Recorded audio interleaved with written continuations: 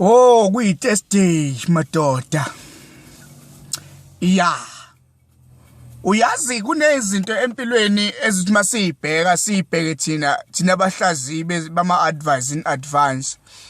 Ankel lo yena umuntu oyedwa emhlabeni jikelele obekiwe phecelezi who's being planted or planted by God to try and bring their people in our side. Ngiyaxolisa ukukhuluma isingisi kulesine kodwa nje ngithi uyabona lento kube ngazuthi uAnkel hayi mhlawumbe into ayizele emhlabeni ukuzohlukumeza abantu besifazane kanti cha ukuthi izinto eziningi ziqhamuka ngani uyazi ama problem amaningi avela ngani inini nafika no break up inini nafika nokuhater inini nafika nezinto engahlelekile uyazi ngiyazi ukuthi sobe ngathi mina mhlambe angisile kahle ekhanda ngoba mhlambe ngitshe mhlambe ngihlakaniphile ya